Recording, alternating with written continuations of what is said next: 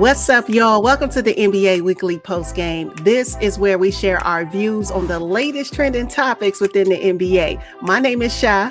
And I'm Evay, and we have a lot to talk about. All right, so let's get started. Okay, let's start right here. Who is your player of the week?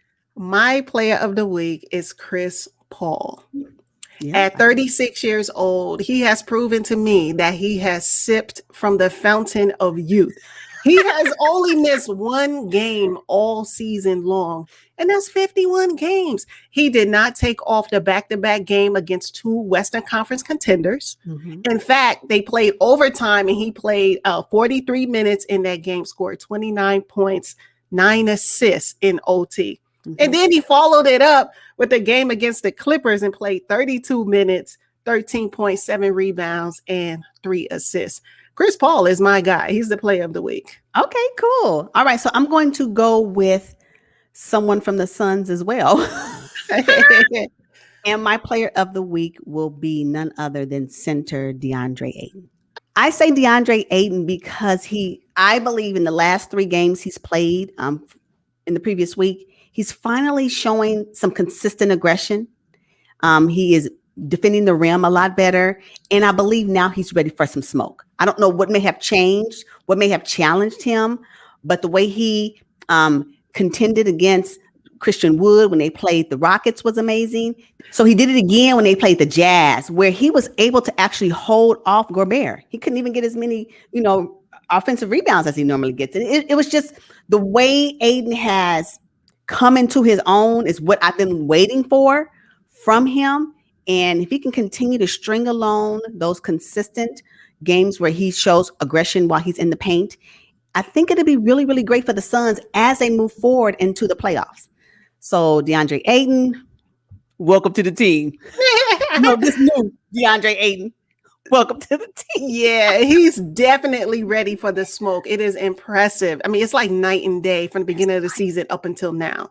Absolutely. Absolutely. And perhaps he's more comfortable. Maybe Chris Paul had something to do with that.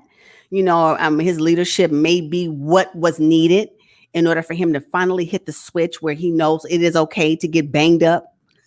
Yeah. While you are protecting the rim, I want you to do that. And yeah, come on, DeAndre. Yeah. Now I mentioned Chris Paul has only missed one game all season. But Joel Embiid has missed about 12 to 15 games already.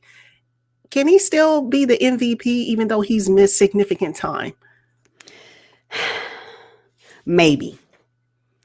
And I only say maybe because I'm like, what is the real MVP criteria?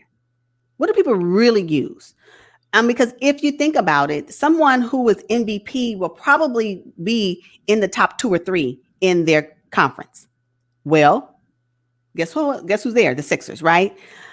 Maybe someone who has really great statistics. Well, Joel Embiid is not bad, right?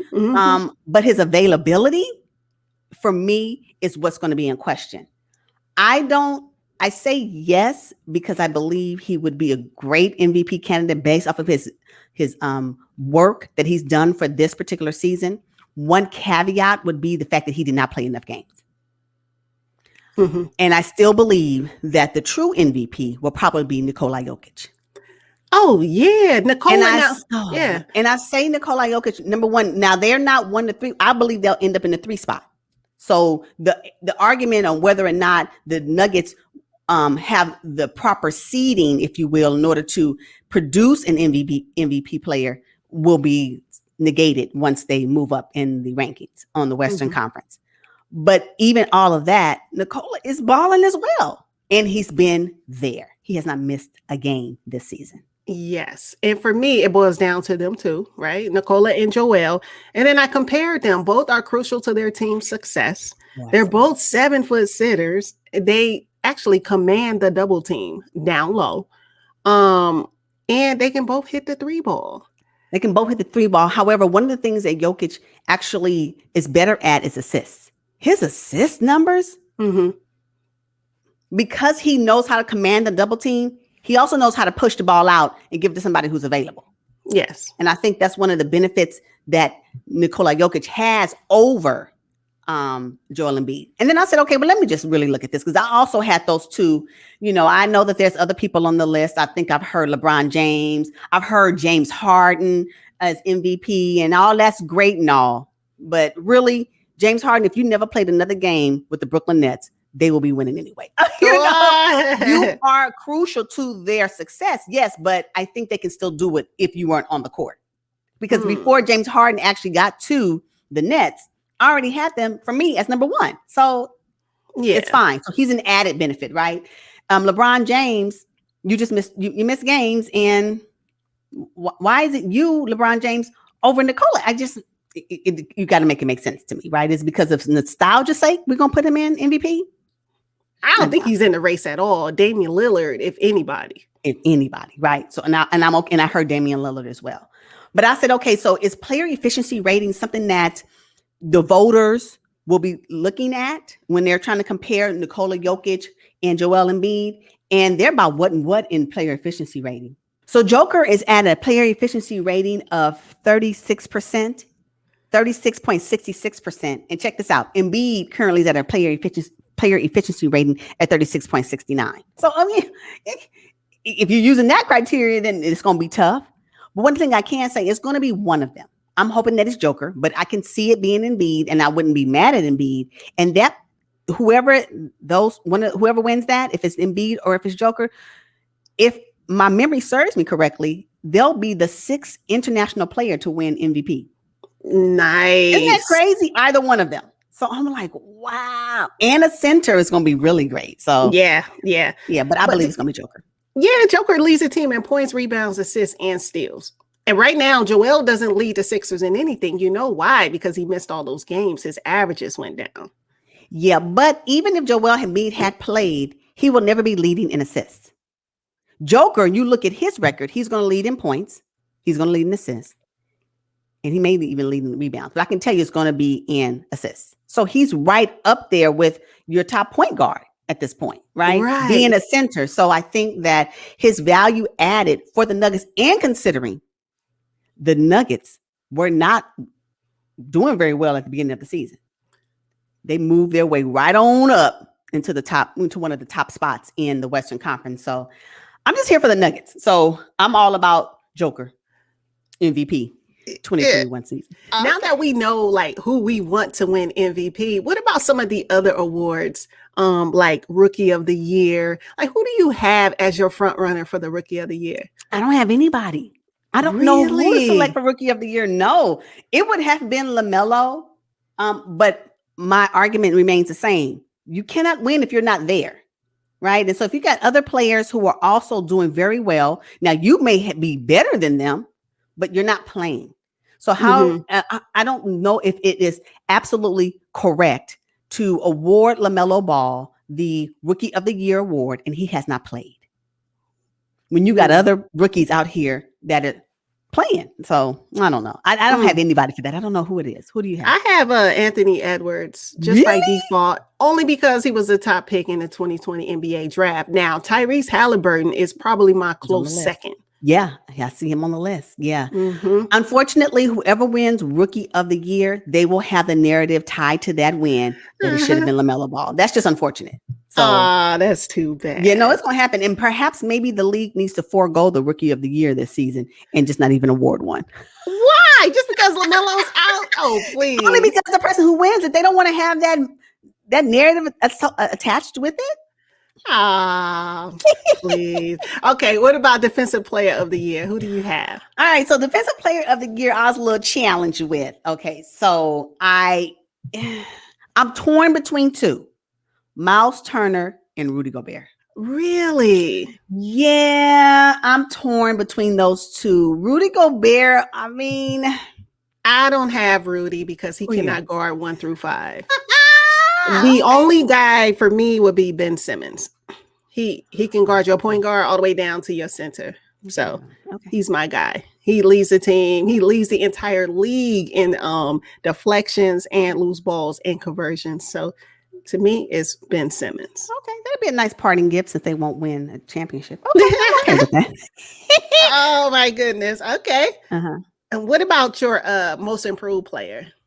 All right. So most improved player for me would probably be Jaylen Brown. He's the most likely candidate. But I've also am looking at Julius Randle. Oh yeah.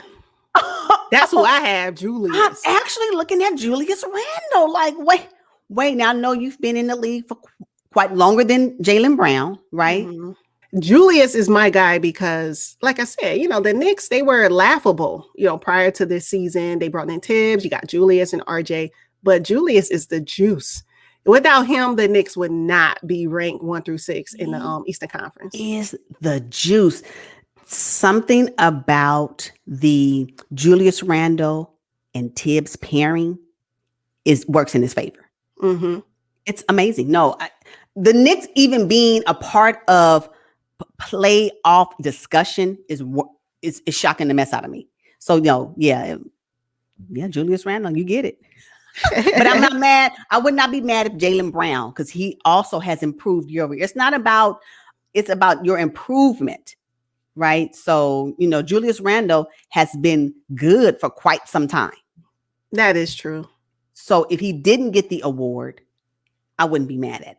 And I would be okay. And I would probably be even happy if Jaylen Brown got it. Okay. All right. Now, the 6th man of the year, I think it's a slam dunk, hands down. I bet we agree on who the 6th man should be. Who you have? No, you tell me yours. Jordan Clarkson. Yes, absolutely. Yeah. Mm-hmm.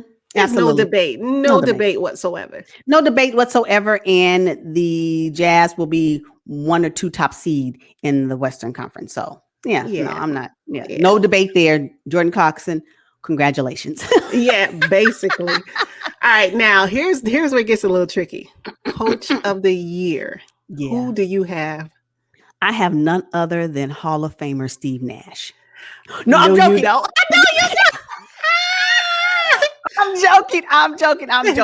I'm joking. No, I believe it's going to be Quinn Snyder. Oh. He deserves it. Yes, Quinn Snyder for me. Okay. I have Mike Malone or Monty Williams. Oh, I'm not mad at either one of those. Mm-hmm. Oh, I'm not mad at Mike Malone. I'm all things Nuggets right now, so I'm not mad at Mike Malone. No, not at all. One of them for me. Okay, so as you know, we love sports Twitter. And as we were scrolling through Twitter this past week, we came across an image that indicated or requested that you build your ultimate starting 5 using $15.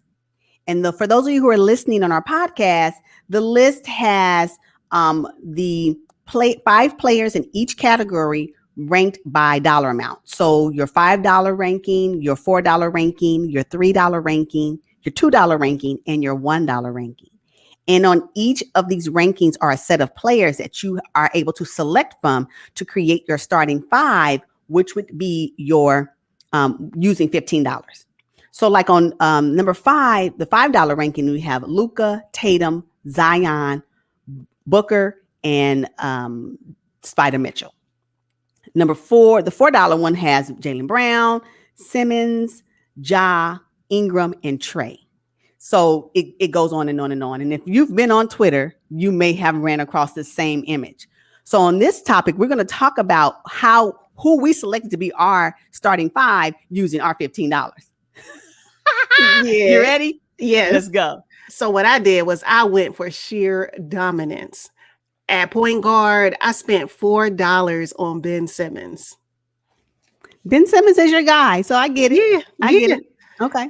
And then shooting guard, I said, okay, I'm willing to spend $5 on Devin Booker.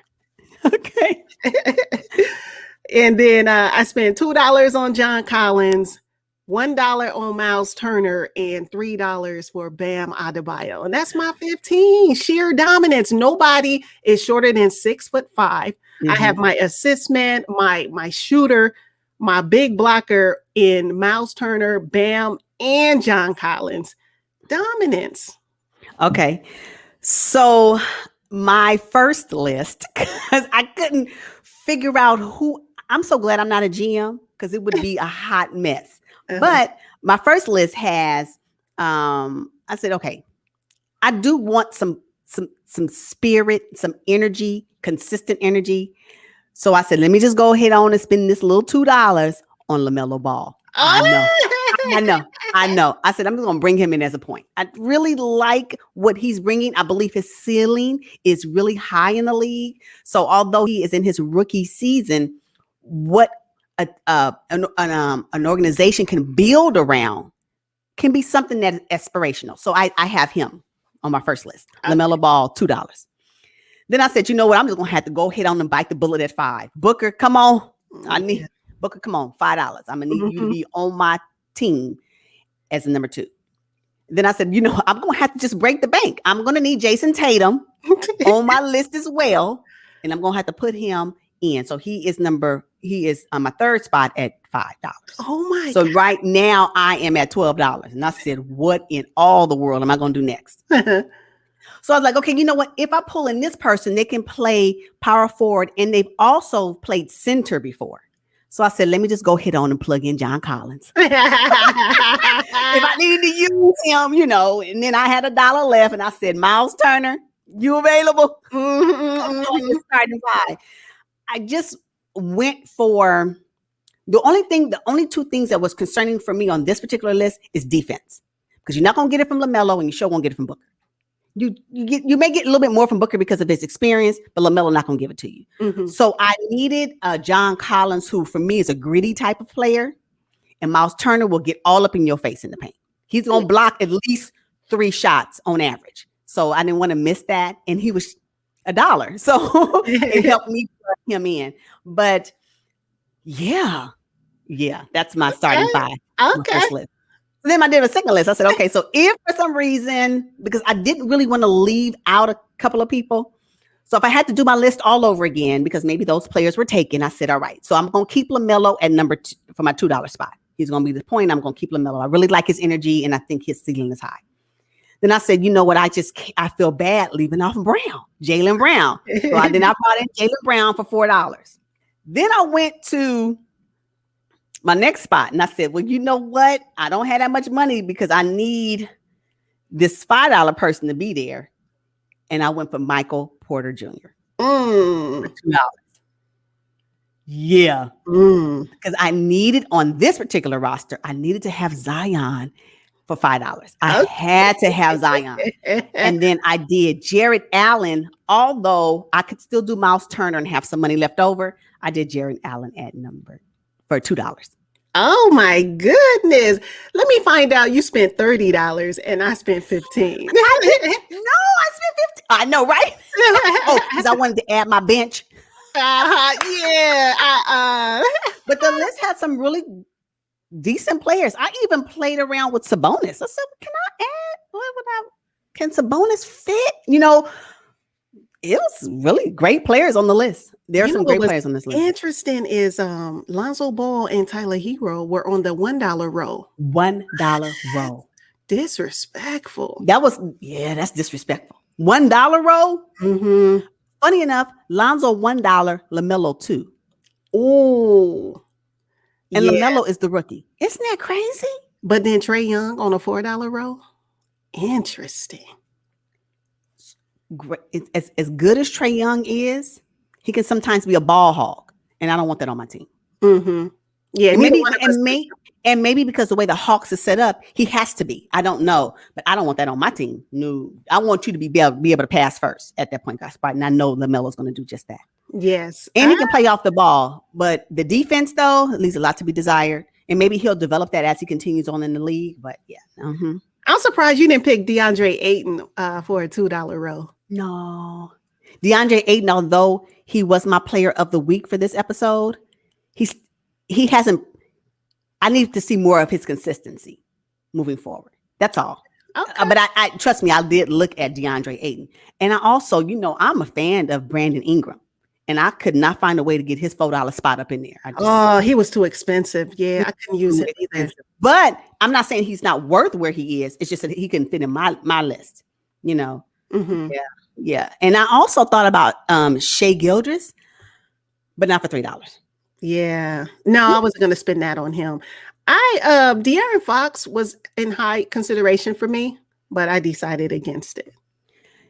I think the Kings will diminish his stock Mm-hmm. I don't know. I want to see De'Aaron Fox be able to be in a winning culture, and maybe the Kings can be that winning culture if they make some changes in the coaching, right? Which will really be able to showcase. We just don't see enough of the Kings, unfortunately. At least I don't see enough of the Kings. And I think it's going to maybe hinder his ability to showcase his skills on the national level because he can play. Yeah, he's good. Yeah, but will he have an opportunity to really, is it the team that's built around him? Is it the coaching? Something needs to change to make sure that he has a better career, similar to the way Utah did for Donovan Mitchell, similar to the way that the Suns did for Devin Booker. What does that look like for De'Aaron Fox? Mm-hmm. And as a matter of fact, you can't forget about the guy in Cleveland. Oh, Colin Sexton. Exactly. So you have these players on these teams that if they were playing for Jazz, if they were playing for the Nuggets, Jamal Murray Nuggets, you know what I'm saying? Would they be top of mind for the casual sports fan, for the national sports discussions more? And I say yes. Mm-hmm. So the only reason why we're talking about the Nuggets and the Jazz and even the Suns is because they're winning record this season. Yes. Prior to that, they were not top of mind. Even when the Suns were not top of mind, Devin Booker was. Because nobody could. So I guess if I put it in that perspective, maybe they're where they need to be. I don't know. I just think that if they were with another team or the same team with a winning culture, to your point, then I think they would be further along in their career for recognition as they are right now. Okay, that's fair. All right, y'all. That's all we got. Thank you so much for joining us. And until next time, bye.